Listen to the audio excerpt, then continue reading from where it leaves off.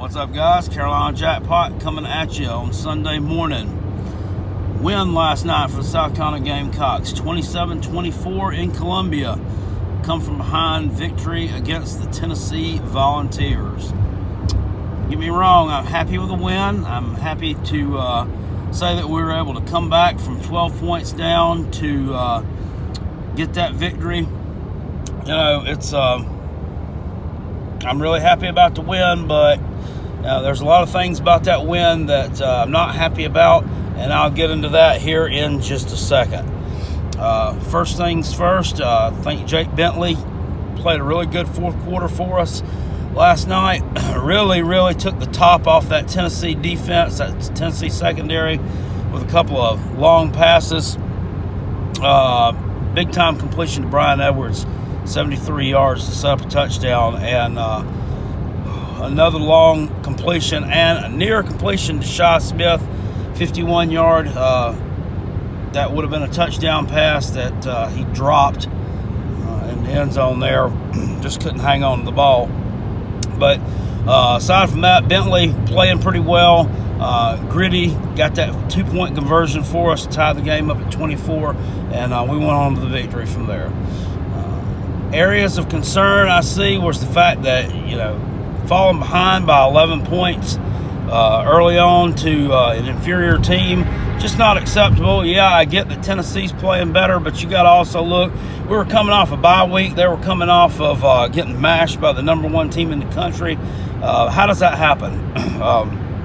Really bad last night on third downs, especially letting the Tennessee quarterback Jarrett Guantanamo Bay continually pick up those third down conversions last night. South Carolina has a bad tendency.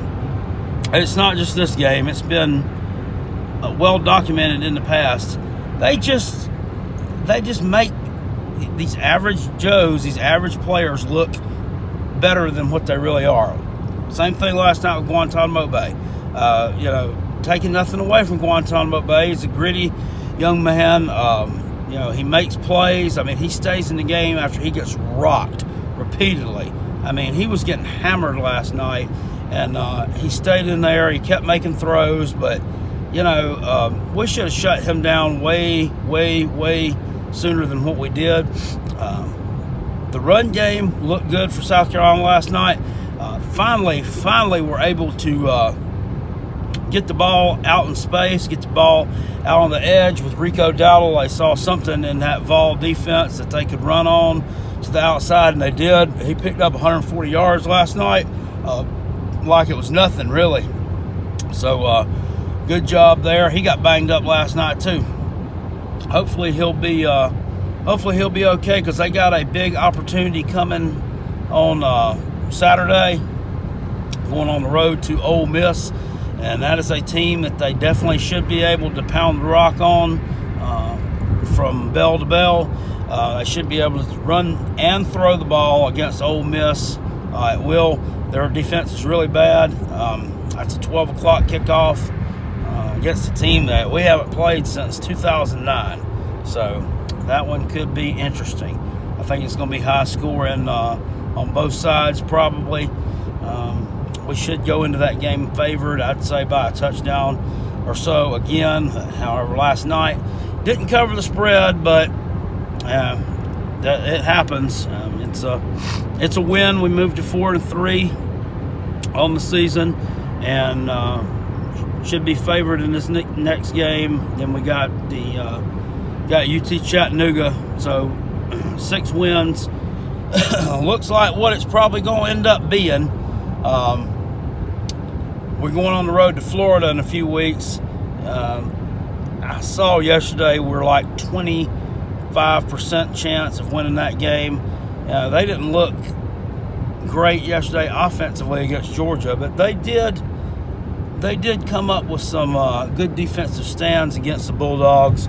But once again, when you're not moving the ball every time you get it, and offense is not staying on the field, Georgia just broke their will and rolled on to a win there. But their defense is still solid. Got to give them that. I give them a lot of garbage on the channel. So I'll say something positive about them. All right, I did it. What else? Clemson Tigers keep rolling on yesterday. Another huge win over an inferior opponent. I get what Clemson's doing this year. That ACC is so bad, and that competition is so soft, and they've heard the talk and they've heard the chatter that, oh, well, if you drop a game, you're not going to make it in the college football playoff. So what they've just decided to do is not take their foot off the gas against these inferior teams and just blow them out of the water, which I get that. Let's be quite honest, the past 3 years they could have done the same thing on any given Saturday against any of these teams. They have played the weakest schedule conference-wise of anybody the past few years. It was said over the summer they had the easiest path to the college football playoff.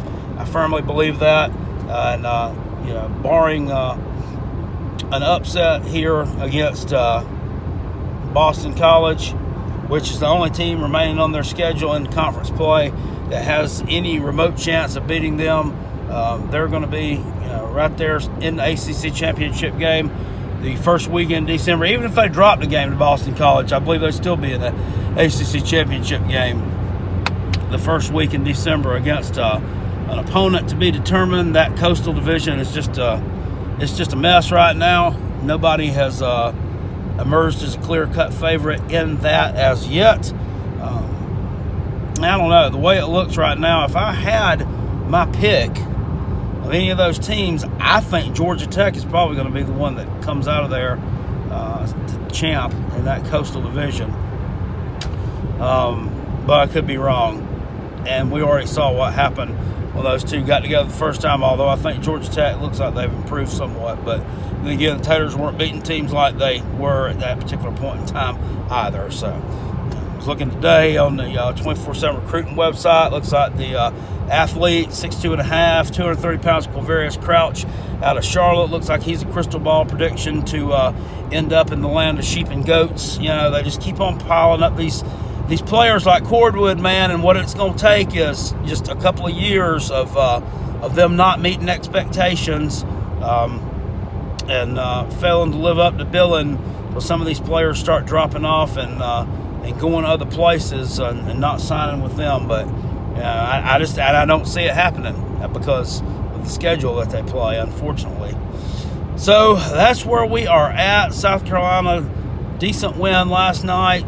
Impressive in one way, but once again, never should have been in that position to begin with. Should have taken care of Tennessee from the beginning, but once again, falling behind an inferior team, having to play from behind this time, although you did show the grit, moxie, determination, and the wherewithal to rally and win. So good job there, guys. I will see you all later. The picks and prediction video last night.